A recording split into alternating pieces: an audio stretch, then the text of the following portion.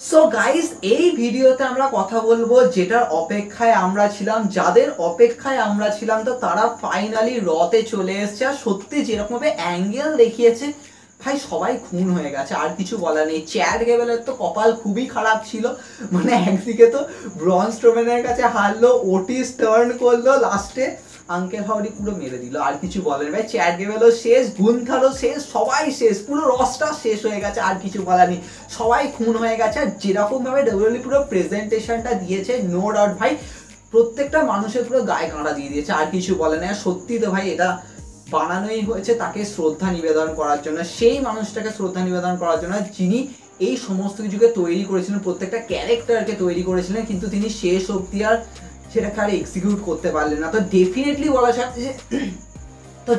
বলা চলে যে অনেক কিছু এর মধ্যে রয়েছে। আর ডেফিনেটলি এই স্টোরি লাইনকে কীভাবে প্রোগ্রেস করবে যেটার উপর আমরা সব থেকে বেশি ফোকাস রেখেছি। আর ডেফিনেটলি আমার এই মুহূর্তে মনে হচ্ছে, দেখো হ্যাঁ, যেরকমভাবে ডিফারেন্ট ক্যারেক্টার এসছে, জাস্ট লাইক ডেক্সটার লুমিস থেকে শুরু করে এরিক রোয়ান এসছে, জো কেসি এসছে, নিকি ক্রসকে ভাই যেরকমভাবে দেখিয়েছে উনি, যেরকমভাবে আসলেন, এটা আমার বলা যায় পারফেক্ট ফিট করেছে। দেখো আমরা বাকি ক্যারেক্টারগুলোকে তো অবভিয়াসলি বুঝতে পারি যে হ্যাঁ, এরিক রোয়ানকে আমরা এর আগে দেখেছি, জো কেসিকে আমরা এনএক্সটির মতো দেখেছি, একটুখানি ওরকম ক্যারেক্টার প্লে করতে। ডেক্সটার লুমিস তো ভাই পুরো যেন মনে হয় স্ট্যাচু মতো থাকতো, মানে ডেফিনেটলি ডেক্সটার লুমিসকে একটা পারফেক্ট ভাবে ওইভাবে এক্সিকিউট করছে। কিন্তু অবভিয়াসলি নিকি ক্রসকে যেরকম আমরা সবসময় দেখি, নিকি ক্রসের যেরকম একটা ভেতরে একটা যেমন ইভিল ক্যারেক্টারটা যেরকম সবসময় দেখায়, কিন্তু সেই জিনিসটাকে পারফেক্ট এক্সিকিউট করা একদম পারফেক্ট ছিল। যেরকম আমরা সিস্টার অ্যাবিগেলের পুরো অ্যাঙ্গেলটা দেখেছি, ডেফিনেটলি ক্লাসিক ছিল। আর আমাদের আঙ্কেল হাউডি বো ড্যালেস, ডেফিনেটলি আঙ্কেল হাউডি যেরকম পুরো একটা অরা, একটা যে পুরো কারিশমা, তো ডেফিনেটলি ওটাকে ফিল করা গেছে। উনি যে হাতে ওরকমভাবে হ্যারিকেনটা নিয়ে আসেন, যেটা আছে ট্রিবিউট দেওয়া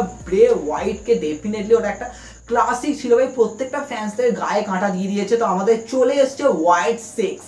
তো অবভিয়াসলি হোয়াইট সিক্সে প্রচুর ফ্যান্সরা কথা বলছে, হ্যাঁ আমরা 5 জনকে দেখতে পেয়েছি, তাহলে এখানে কি আরও একটা মেম্বার আসতে পারে? দেখো আমার মনে হচ্ছে ডব্লিউডব্লিউই শুধুমাত্র জাস্ট হ্যাঁ হোয়াইট সিক্সকে ডেবিউ করাতে হবে, ডেফিনেটলি আঙ্কেল হাউডি রিটার্ন করাতে হবে, তাই জন্য জাস্ট এই কটা ক্যারেক্টার, যেটা মেজর ক্যারেক্টার যেরকমভাবে ব্রে হোয়াইট নিয়ে এসেছিল গাইস, সেই ক্যারেক্টারগুলোকেই তুলে ধরেছে। কিন্তু এখনো একটা মানুষের আশা বাকি রয়েছে, ডব্লিউডব্লিউই হয়তো তাকে একটা মেগা রিটার্ন হিসাবে জাস্ট একটা সেপারেট মুভমেন্ট হিসাবে বিল্ড করবে, আর সেটা হচ্ছে গাইস আমাদের অ্যালেক্সা ব্লিসকে। বা দেখো প্রচুর ফ্যান্স এখানে কথা বলছে হোয়াট এভার ব্রন স্ট্রোম্যান। দেখো ব্রন স্ট্রোম্যানকে তো আগেই রিটার্নটা করেছে অন্যরকম ভাবে, তো সেক্ষেত্রে ব্রন স্ট্রোম্যানকে সেপারেট ক্যারেক্টার দেখাচ্ছে। তো ব্রন স্ট্রোম্যানকে এখনো পর্যন্ত হোয়াইট সিক্সের ওইভাবে তো পার্টে রাখিনি, তো তাহলে ব্রন স্ট্রোম্যানের কি কোনো অ্যাঙ্গেল হবে না? কারণ তারও তো ব্রে হোয়াইটের স্টোরি লাইনের পার্টে হওয়া দরকার। তো দেখো আমার মনে হচ্ছে ডব্লিউডব্লিউই কোনোভাবে অ্যাঙ্গেল করতে পারে যে হ্যাঁ আমরা জাস্ট এখন তো দেখছি যে ডেফিনেটলি আঙ্কেল হাউডি চলে এসছে। বা দেখো নেক্সট মানডেতে money in the bank qualifying round হবে, যেটা হবে হচ্ছে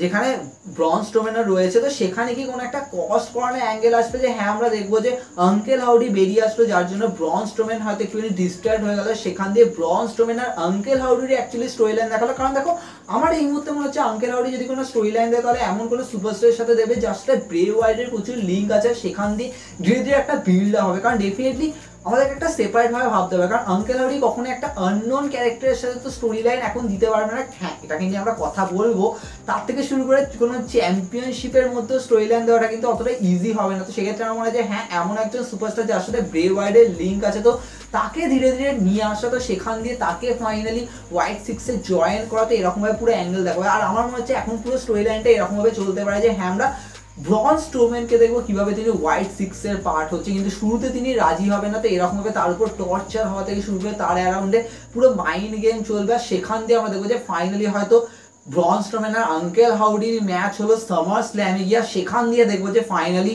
ব্রন স্ট্রোম্যান ঢুকে গেল। কিন্তু ব্রন স্ট্রোম্যানের হোয়াইট সিক্সে ঢোকার পেছনে একটা মেজর রিজন থাকবে, সেটা হবে গাইস অ্যালেক্সা ব্লিসের রিটার্ন। কারণ আমরা জানি যে অ্যালেক্সা ব্লিস আর ব্রন স্ট্রোম্যানেরও আগে অনেক কেমিস্ট্রি মানে জাস্ট একটা ট্যাগ টিম হিসাবে মানে ডব্লিউডব্লিউই ওইভাবে ইউজ করেছিল তাদের মধ্যে, বাট ওরকম আর বেশি কিছু আমি বলছি না।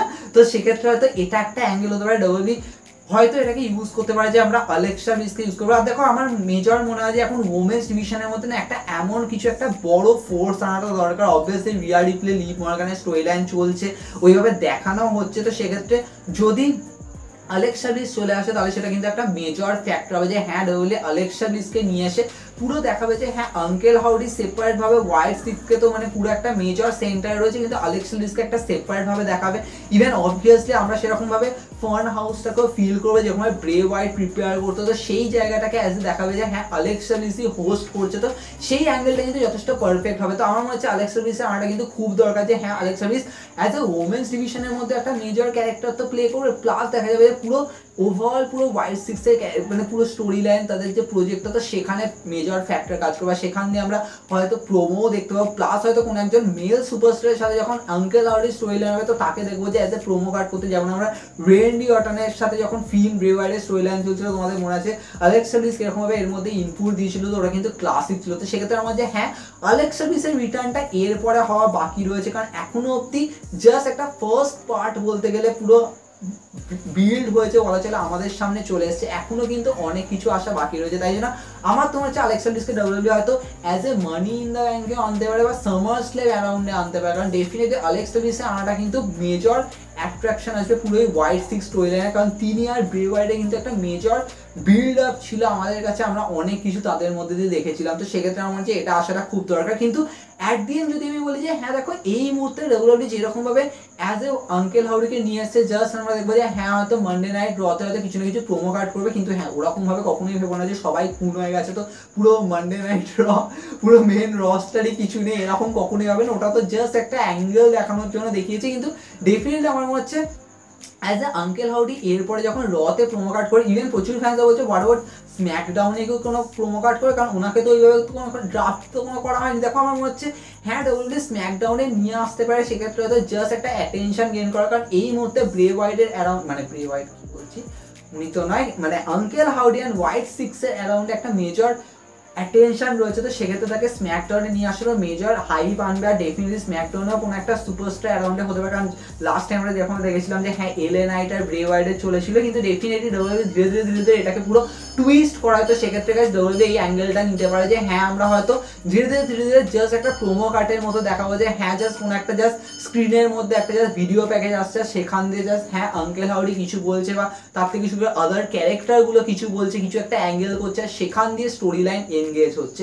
কিন্তু মেজর যেটা আমরা রিপোর্টে শুনছিলাম যে ডাব্লিউডাব্লিউ তাহলে এই স্টোরি লাইনটা আনতে পারে, সেটা হচ্ছে যে উসো আর আঙ্কেল হাউডির মধ্যে। বা দেখো নর্মালি যে উসো আমার মনে হয় যে হ্যাঁ আমরা সবাই কথা বলছি ক্রিটিসাইজ করছি ভাই যে উসো খালি সমস্ত জায়গায় অ্যাটেনশন পেয়ে যায়, সমস্ত জায়গায় তোমরা ঢুকিয়ে দাও, কিন্তু এখন আমার মনে হচ্ছে যে উসোকে একটা মেজর স্টোরি লাইন দেখা দরকার, নাকি জাস্ট একটা কিছু না কিছু ম্যাচ জিতিয়ে দিলে, জাস্ট একটা অ্যাটেনশন দিয়ে দিলে এটা কিন্তু এনাফ হবে না। কারণ দেখো যে Uso recently money in the bank qualify করলে বা প্রচুর ফ্যান্স ক্রিটিসাইজ করছে, বলছে ওখানে ফিন ব্যালার হওয়ার উচিত ছিল, কিন্তু যে উসো কোয়ালিফাই করে গেছে বা যে Uso money in the bank জিতবে না সেটাও বোঝা যাচ্ছে, কারণ যে উসোকে নিয়ে ওইভাবে কোনো মেজর স্টোরি লাইন হবে না। তো সেক্ষেত্রে যে উসো যদি মানি ইন দ্য ব্যাঙ্কে অ্যাজ এ যাচ্ছে যখন ল্যাডার ম্যাচে, তো সেক্ষেত্রে যে উসো কীভাবে হারতে পারে, সেক্ষেত্রে তাকে একটা অ্যাঙ্গেল হতে পারে যে হ্যাঁ হয়তো ব্লাড লাইনের অ্যাঙ্গেল দিয়ে করতে পারে, সেখান দিয়ে যে উসো যখন রোমান রেন্স রিটার্ন করবে তো যে উসো ওখানে কানেক্ট হবে, আর সেখান দিয়ে ব্লাড লাইনের যে ওয়ার্ডটা আমরা ভাবছি good blood line bad blood line, তো সেরকমভাবে পুরো স্টোরি লাইন চলবে। অথবা গাইস ডাব্লিউডাব্লিউ যতক্ষণ না রোমান রেন্স ওইদিকে স্টোরি লাইন দিচ্ছে, তো সেক্ষেত্রে যে উসোকে সেপারেট ভাবে এদিকে চালাবে, আর সেটা হবে গাইস আঙ্কেল হাউডির সাথে, কারণ এই মুহূর্তে আঙ্কেল হাউডি যদি যে উসোর সাথে স্টোরি লাইন দেয় তাহলে অবভিয়াসলি ভাবে যে উসোর উপর একটা মেজর অ্যাটেনশন থাকে, আর সেক্ষেত্রে আঙ্কেল হাউডি প্রথম একটা স্টোরি লাইন যার ভিকটিম হবে যে উসো, এটা কিন্তু খুবই ক্লাসিক হবে। সেক্ষেত্রে গাইস আঙ্কেল হাউডি আর যে উসোর ম্যাচও গাইস ডাব্লিউডাব্লিউ সামার স্ল্যামে সেট করতে পারে, এটা কিন্তু একটা খুবই মেগা ম্যাচ হবে। আর ডেফিনেটলি দেখো এই ম্যাচটাকে ডাব্লিউডাব্লিউ কোনো না কোনো একটা স্টিপুলেশন দিয়ে করবে, কারণ লাস্ট টাইম যেরকম আমরা পিচ ব্ল্যাক স্টোরি লাইন দেখেছিলাম যে হ্যাঁ এলএ নাইট আর ব্রে হোয়াইটের মতো, সেক্ষেত্রে আঙ্কেল হাউডি আর যে উসোর ম্যাচটাও কোনো না কোনো একটা স্টোরি লাইন মানে